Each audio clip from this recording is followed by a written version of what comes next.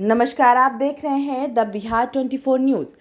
सोमवार को 5 साल के बाद फिर से जनता दरबार लगाया गया, जिसमें मुख्यमंत्री नीतीश कुमार ने लोगों की समस्याएं और शिकायतें सुनी और उनका निष्पादन एवं निवारण का निर्देश उन्होंने अपने पदाधिकारियों को दिया। वहीं इस मौके पर उन्होंने जनसंख्या वृद्धि को लेकर कहा कि यूं तो केवल जनसंख्या नियंत्रण कानून बनाकर जनसंख्या पर नियंत्रण संभव नहीं है। इसके लिए जो तरीका हम लोगों ने अपनाया है वह है महिलाओं को साक्षर और शिक्षित करना। मुख्यमंत्री नीतीश कुमार ने कहा कि अगर महिलाएं शिक्षित होंगी तो अपने आप प्रजनन दर घटेगा। इसलिए हमारा सबसे पहला मुख्य बिंदु यही है कि जितना अधिक हो सके महिलाएं साक्षर हों, ताकि प्रजनन दर में कमी आए। प्रजनन दर में कमी आने का मतलब जनसंख्या के विकास दर पर रोक लगेगी।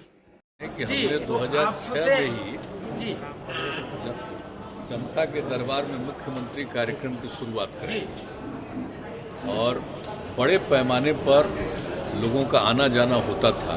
उसी में धीरे धीरे हम लोगों ने एक व्यवस्था कर दी कि हर महीने में 3 सोमवार को तय किया उसको, और उसके लिए कितने विभाग अलग अलग दिन होंगे वो तय कर दिया, और उसके बाद वो निरंतर चलता रहा। यानी वो भी कुछ समय लगा, जब शुरू में लोग आने लगे, कभी भी किसी विभाग के कोई भी समस्या को लेकर के आ रहे थे तो उसको देखते हुए हम लोगों ने कहा, और वो सिलसिला चलता रहा। तो ये जब जो चल रहा था तो हम उसमें फिर एनालाइज करते थे कि आखिर कितने लोगों की शिकायतें आई और किनकी शिकायतें जेन्युइन हैं और कितने का समाधान हुआ।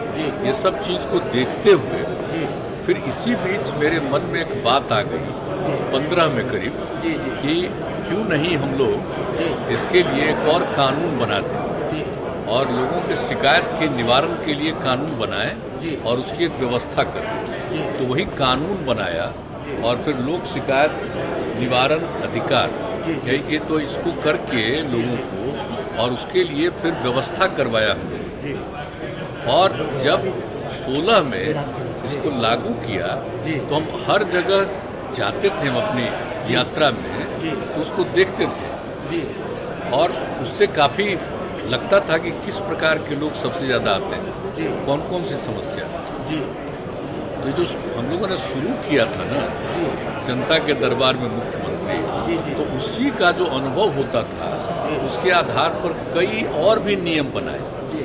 जैसे देखा जाता था कि सबसे ज़्यादा वायलेंस जो हो रहा है उसी में, जिसको हम बार बार बोलते हैं कि ज़मीन का और आपस में संपत्ति के विवाद के कारण ही सबसे ज़्यादा हो जाता है झगड़ा, और उसी में क्राइम होता है।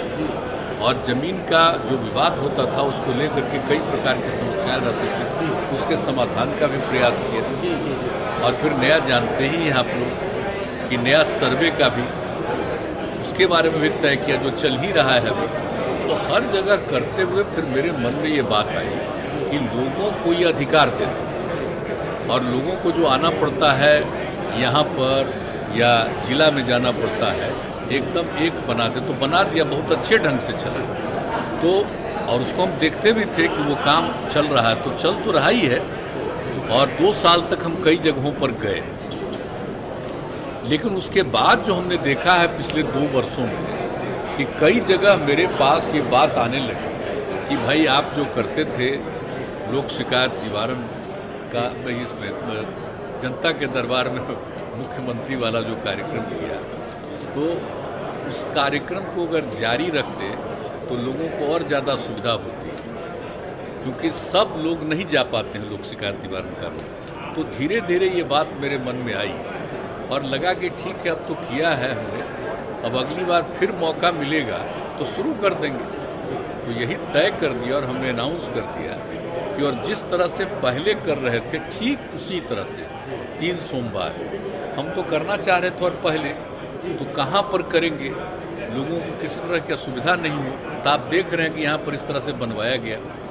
तो ये पूरा का पूरा हम लोगों का अप्रैल में लगभग तैयार हो जा रहा था, और उस समय हम देख रहे थे बार बार आते हुए। तो हमने तय कर लिया था कि इसको मई महीना से हम शुरू करें, लेकिन आप जानते हैं कि अप्रैल में ही फिर से दोबारा दौर आ गया कोरोना का, तो उसके चलते संभव नहीं था, हम लोग उसमें लग गए।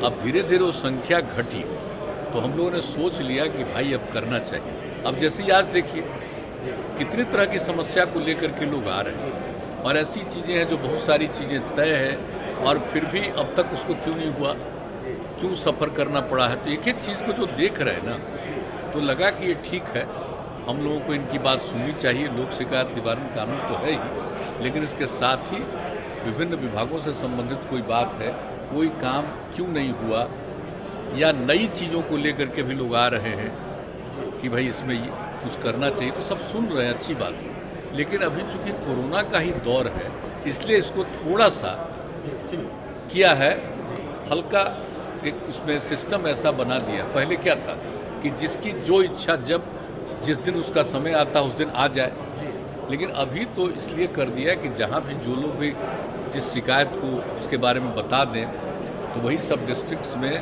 सब लोगों को ले करके, लोगों का जांच करा करके, और वहाँ से लोग ले करके यहाँ भेज रहे हैं, और फिर यहाँ से उसको वापस घर तक पहुँचवा देंगे। तो ये सब व्यवस्था किया गया ताकि कोई पॉजिटिव कोरोना का नहीं आए। तो इस तरह से सब सिस्टम करके हम लोग अभी कर रहे हैं।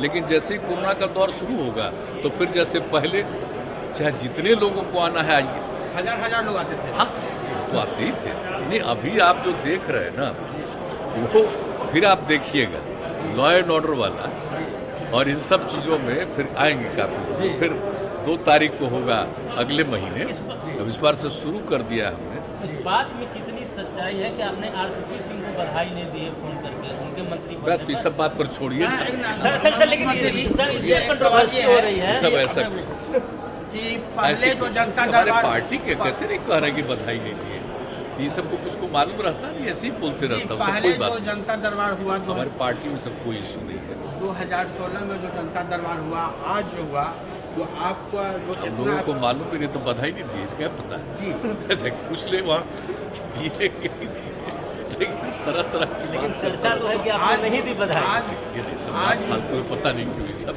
ऐसी चीज़ों की चर्चा होती है, इसका कोई तो नहीं, सब कोई ऐसी बात है। आज जो शिकायत आया आपके पास, जो विभाग से आया, और 2016, तो क्या कुछ इतना दिन में जो नेचर है उसका और जिस तरह से है, एक बात हम कह परिवर्तन आपने देंगे, देखा? आपने जो लोक शिकायत निवारण कानून जो बनाया है, जी जी जी वो भी बहुत इफेक्टिव चल रहा है, जी उसको हम देखे हैं।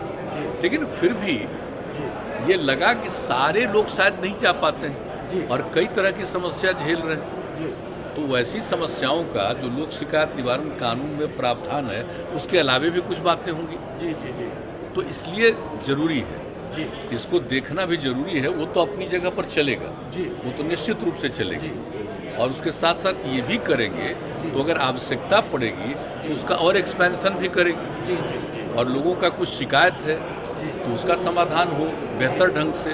और नंबर 2, बहुत लोग सुझाव लेकर के आते हैं, जी जी तो उनकी बात पर विचार करेंगे, तो हम लोग निर्णय लेंगे। जी जी तो यही है। और आप जान लीजिए, जब नॉर्मल हो जाएगा, फिर सारे प्रेस वाले जो आते थे, और खुशी होती थी जी जी कि लोग खुद भी देखते थे, और खुद भी जो शिकायत लेकर के आता था उससे बात करते थे। जी जी जी और जो भी हमारे समझ लीजिए विभिन्न विभागों के जो अधिकारी हैं, माननीय मंत्रीगण हैं, उप मुख्यमंत्री, सब लोग जो बात करते थे उसको भी लोग देखते थे। जी बिल्कुल तो वही चीज़ फिर लागू हो जाएगी, जी जी जैसे ही जरा एक कोरोना वाला दौर खत्म हो जाने जी जी दीजिए, वरना एक साथ सब लोगों को फिर भीड़ को बुला लिया जाएगा, और वहीं कहीं किन्हीं को कुछ हो, जी तो इस संकट का सामना नहीं करना पड़ेगा। जी, जी। इसलिए अभी तक तो जो नई टेक्नोलॉजी है उसके हिसाब से सुविधा दी गई है कि ऑनलाइन है, देख सकते हैं, और यहाँ से भी आप लोग उसको ब्रॉडकास्ट कर दीजिएगा। तो इस तरह से किया गया फिलहाल। लेकिन ये हम सभी पत्रकार बंधुओं से कहेंगे, ऐसा मत मानिएगा कि हम कोई अवॉइड कर रहे हैं, जी ये हमको ये सब में खुशी नहीं होती। जी जी जी लेकिन अभी चूंकि कोरोना का दौर है और खतरा बढ़ गया है कि तीसरे नंबर पर फिर हो सकता है, तो वैसी स्थिति में ज़रा लोगों को प्रोटेक्ट करना हम चाहते हैं, और कोई बात नहीं है। और लोग आए, अब देख लीजिए आ रहे हैं, जांच तो हो ही रहा, सबको लाया जा रहा है, हेल्थ का भी ध्यान रखा जा रहा है, और फिर इनको वापस पहुंचाया जाएगा। और जब लोगों को लाना पड़ता है दूर दराज के ज़िलों से, तो उन लोगों के भोजन का इंतज़ाम, कहीं रात में रखने का इंतज़ाम, यहाँ से घर पहुँचा देने का सब काम किया जा रहा है। ये सब चीज़ को देखते हुए, ताकि कोई भी आए उसको तकलीफ नहीं हो, और जब आ रहे हैं तो फिर इसी तरह से लोग लौट जाए। जी ये हम लोग पूरे तौर पर अलर्ट है बैठे, और केंद्र सरकार की तरफ से भी पूरे तौर पर अलर्टनेस है। हम लोग एक एक चीज़ को कर रहे हैं, चाहे ऑक्सीजन का मामला हो या हर चीज़ के लिए बहुत तेज़ी से। और दूसरी बात है कि सारे लोग तैयार रहें ट्रीटमेंट के लिए, जो भी अस्पताल से लेकर के जो करना पड़ेगा वो एक एक चीज़ के लिए पूरी की पूरी तैयारी है। सब कॉन्शस हैं और ये जान लीजिए कि हम लोगों के हेल्थ डिपार्टमेंट के द्वारा जितना मजबूती के साथ काम किया जा रहा है, और उसके साथ साथ चाहे जिला प्रशासन हो या अन्य लोग जो इसके साथ इंगेज रहते हैं, एक एक चीज़ का ध्यान रखते हैं। और नियमित तौर पर हम लोग बार बार मीटिंग करते हैं, हर जगह की खबर लेते हैं और फिर सब अधिकारी एक एक चीज़ की जानकारी लेकर के हम लोगों को भी बताते हैं। हम लोग भी कभी कभी मीटिंग करते हैं और अलर्टनेस रखा जा रहा है कि भाई कौन जानता है कि कब हो जाए। हम तो शुरू से कह रहे हैं कि ये तो एक विचित्र चीज़ है, ये तो नेचुरल है नहीं, आर्टिफिशियल है। नहीं तो कभी देखें इस तरह से कभी कोई बीमारी होती है। ये तो जिस रूप में हो रहा, पहला बार से दूसरा दौर और ज़्यादा खतरनाक, अब तीसरा दौर क्या होगा। अलर्ट तो किया गया ताकि लोगों को, तो सबके लिए हम लोग पूरे तौर पर अलर्ट हैं और सजग हैं, देख रहे हैं। मुख्यमंत्री जी, आपने जो तो आप क्या ये महसूस करते हैं कि भारत में ये समय आ गया है कि राष्ट्रीय स्तर पर जनसंख्या नियंत्रण के लिए एक ठोस कानून बनाया जाए या सिर्फ अवेयरनेस से ही काम चलाया जाए? आपका क्या विचार है? एक बात हम आपको बहुत साफ साफ कहें, जो राज्य जो करना चाहे अपना करे, लेकिन हमारा बहुत साफ साफ ओपिनियन है, जनसंख्या नियंत्रण के लिए अगर आप सिर्फ कानून बना करके कोई उसका उपाय करेंगे, ये सभी ठीक से संभव नहीं है। जी, आप जरा चाइना का पता कर लीजिए, जी, 1 से 2 किया, अब 2 के बाद भी क्या हो रहा है, तो आप देख लीजिए स्थिति, कहीं भी किसी देश का हालचाल देख लीजिए। जी, ये सबसे बड़ी चीज़ है कि जब महिलाएं पूरे तौर पर पढ़ी रहेंगी तो इतनी जागृति आती है, इतना कॉन्शसनेस होता है कि अपने आप प्रजनन दर घटेगा। और आप तो जान रहे हैं, शुरू से हम लोग इसके लिए काम कर रहे थे और उसी में जो आपने कहा, जो इसका जो इतना ज़्यादा इस पर रिसर्च हुआ, सर्वे किया गया, देखा गया और देखा गया कि जब पति पत्नी में पत्नी मैट्रिक पास है तो देश भर का एवरेज प्रजनन दर 2 था और बिहार में भी वही किया गया, तो पता चला 2 ही है। लेकिन अगर +2 तक पढ़ी हुई है, इंटर पास है, तो देश का उस समय आया 1.7 और बिहार का आया 1.6। तो उसी समय तो यूरेका की भावना आई ना, हमको लगा कि भाई इतनी बड़ी चीज़ है, ये तो प्रजनन दर को कम करने के लिए, और बिहार में कितना ज़्यादा है आप जानते हैं। तो देखिए, इससे काम शुरू करते करते घटते घटते 4 के ऊपर था, अब उससे घटते घटते 3 के पास पहुंच गया। लेकिन ये पूरे तौर पर होगा तो हमको पूरा भरोसा है कि 40 तक, हमको जो लगता है, मेरा अपना व्यक्तिगत जो हम पूरा का पूरा करते हैं कि 2040 तक जरूर ये वृद्धि नहीं रहेगी और उसके बाद घटना शुरू होगी। तो इस तरह से जब बात है तो हम लोग तो इसी पर काम कर रहे हैं। लेकिन बहुत लोग लगता है खाली कानून बना देंगे और उससे हो जाएगा, तो वो तो अपना सोच है अपना अपना। हम लोगों का सोच बहुत साफ है कि कैसे हम कर सकते हैं प्रजनन दर कम, और इसमें कोई कम्युनिटी का हो, सब पर ये असर पड़ेगा। जब महिलाएं बिल्कुल पढ़ी लिखी होंगी तो आप देख लीजिए, कोई कम्युनिटी का हो तो आप पता कर लीजिए, तो इसमें होगा। और इक्का दुक्का तो होता ही न है, कभी कभी तो आप देखें कि पढ़े लिखे लोग भी बहुत पैदा किए हैं, क्या तो इस तरह से तो कई लोग होते हैं, तो वो तो एक अलग बात है। ये तो नहीं मान करके चलिएगा कि हम तो कोई कानून के बहुत पक्ष में नहीं है, तो कुछ तो कर सकता है। लेकिन मैक्सिमम आज ये नहीं कोई कह सकता, दावा कर सकता है कि हर परिवार में जो हम बोल रहे हैं कि प्रजनन दर, ओवरऑल प्रजनन दर घटेगा, लेकिन ये दावा हम नहीं कर सकते कि हर एक परिवार में कम ही कर लेगा। लेकिन कुल मिला करके ज़्यादा से ज़्यादा में कम हो, तो कुल मिला करके प्रजनन दर घटेगा। तो इसलिए हम लोगों का तो यही राय है। बाकी हमको तो अब अलग अलग राज्य का है, लोगों का अपना अपना सोच है, तो अपने ढंग से करें। लेकिन हमको जो लगता है कि इससे कितना इफेक्टिव हो रहा है, मैंने मैक्सिमम न बिहार का था प्रजनन दर, तो कितना घटा है और कितना तेजी से घट रहा है, ये साधारण बात नहीं, बहुत अच्छी बात है। बाढ़ की स्थिति कुछ बिगड़ी? ये बाढ़ की स्थिति के लिए तो एकदम बिल्कुल तैयार है। जान रहे हम लोग 2006 से ही शुरू किया, 7-8 कौन साल में नहीं किया। और इस बार भी जरा सा भी था तो हम जा करके एक एक जगह देख करके हर कलेक्टर को करवा दिया कि देख लीजिए। नीचे से दूर से देखिएगा तो सब बात पता नहीं चलेगा। आप जानते हैं ना कितनी बार सारे डीएम्स को ऊपर से भी हम हेलीकॉप्टर भिजवा करके दिखवा लेते हैं कि कहीं कोई गांव ऐसा न हो जिसकी उपेक्षा हो सके, और पूरे तौर पर। और ये भी जो आपदा प्रबंधन है उसमें भी जो पिछले बार बात हुई थी तो कई जगह ये पता चला कि अफेक्टेड लोग बार बार हमारे यहाँ भेजते थे तो रिपोर्ट उसका करा के कराते थे। तो इस बार भी कह दिया कि कोई अफेक्टेड आदमी छूटना नहीं चाहिए, उनको राहत देनी है।